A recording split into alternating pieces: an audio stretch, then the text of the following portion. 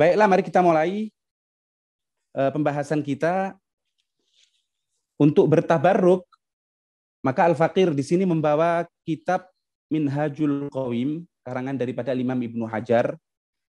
Mungkin kitab ini akan kita jadikan panduan dalam pendahuluan. Karena kitab-kitab mereka, para salaf, adalah kitab yang penuh dengan keberkahan.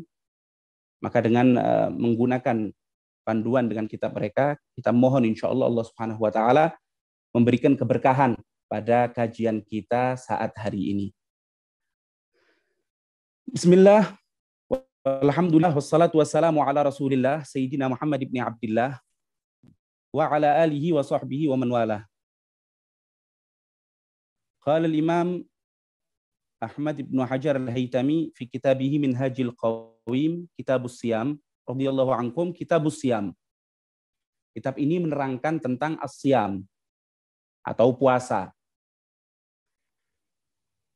Dalam pendahuluan, mereka selalu menerangkan terlebih dahulu hal-hal yang berkaitan dengan definisi akan puasa itu sendiri.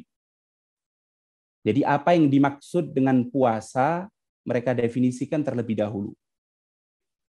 Jadi yang pertama dari segi bahasa, kalimat as-siyam atau puasa itu artinya apa? Kemudian nanti secara istilah syariat, karena syariat memiliki istilah tersendiri. Apa as-siyam itu menurut istilah syariat? Nanti akan kita ketahui ya, faidah daripada mengetahui definisi akan suatu masalah. Kitabus Siyam wa huwa lughatan al-imsak. Jadi puasa itu secara bahasa artinya al-imsak, artinya menahan. Amsaka yumsiku imsakan, menahan atau mencegah. Ketika kita mencegah dari sesuatu apapun, maka secara bahasa sudah dapat dikategorikan as-siyam atau puasa. Karena itu kalau mungkin kita teringat akan cerita daripada Siti Maryam ketika membawa putranya Nabiullah Isa, lalu kemudian kebingungan apa yang akan dikatakan nanti di hadapan kaumnya. Maka kemudian diilhamkan kepada Siti Maryam untuk mengatakan kepada mereka bahwasannya dia dalam keadaan berpuasa dan hendaknya mereka mempertanyakan kepada anaknya. Di situ dikatakan inni nazartu lirrahmani shauma. Aku nazar untuk melakukan shaum. Tapi apa shaum yang dilakukan? Qal falan ukallimal yauma insiyah. Jadi imsak yang dilakukan oleh Siti Maryam adalah mencegah dirinya dari berbicara dengan manusia. Jadi artinya secara bahasa, puasa itu artinya mencegah diri dari apapun. Ketika kita mencegah diri dari berbicara, berarti kita puasa bicara. Ketika kita mencegah diri dari keluar rumah, berarti puasa keluar rumah. Itu arti secara bahasa.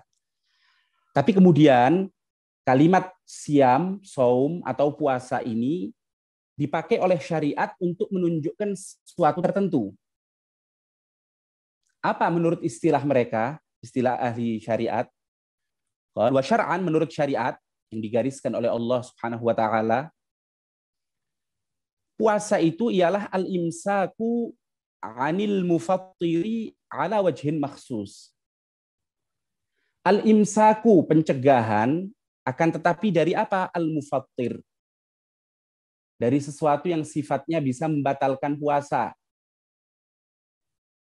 Atau dalam definisi yang lain, definisi yang lebih bisa untuk dinalar, dikatakan al-imsaku anil akli wasyurbi wasyahwati au ma yaqumu maqamaha. Jadi ketika kita mencegah diri dari makan atau dari minum atau kemudian dari hal yang berkaitan dengan syahwat, jima, istimna ataupun yang lain, atau sesuatu yang seperti makan dan artinya masuknya sesuatu ke dalam rongga, ke dalam jauf. Ini yang dimaksud puasa secara syariat.